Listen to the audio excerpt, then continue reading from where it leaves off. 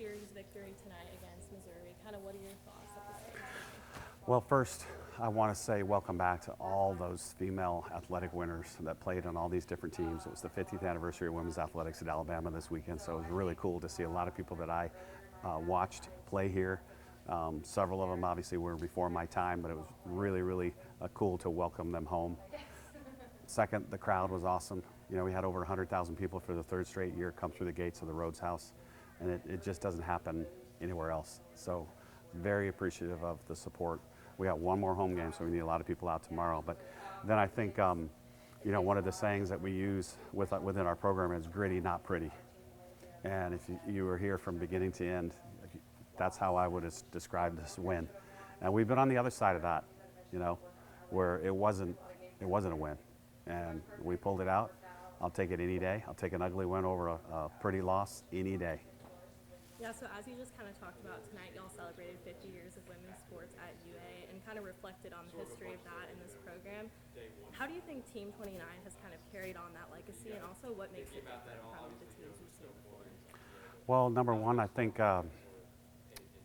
you know, pregame, I set up like 5 of the girls to the crowd to say thanks to people. We were done with our hitting. We were done with throwing.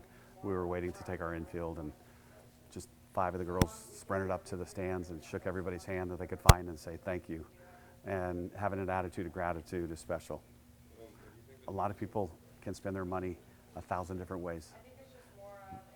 You know, 4,000 people tonight chose to watch us.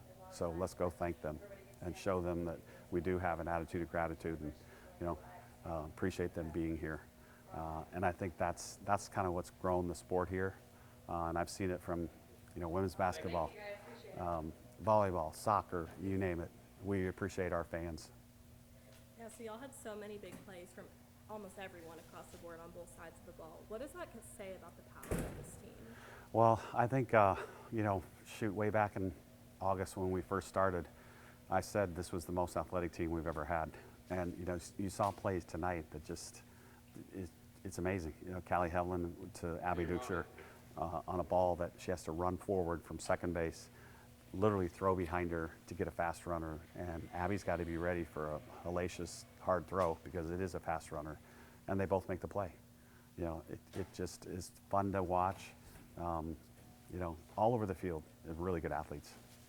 Can you talk to me about some of the lineup changes we saw today? No. Okay. Sorry. So Missouri tied it up there on the top of the 7th, but y'all were able to pull through in the end. Can you kind of just walk me through that last inning? Well, you know, you don't want to go out and play defense again. You know, it's the bottom of the 7th. The beauty of being the home team is you can walk people off, and they can't do anything about it. So if you score in the bottom of the 7th in a tie game, it's over. You know, and they passed the baton down. Obviously, Brooke got it started. Abby Duchscher had a big at-bat. And then, you know, the key with me is with 2 strikes, 2 outs, put the ball in play, and good things are going to happen. And Lauren Johnson did it earlier in the game, scored Marley Giles from second base on an infield single, and then Kendall Clark did it tonight and scored Kinley Pate from second base. So good things happen when you put the ball in play.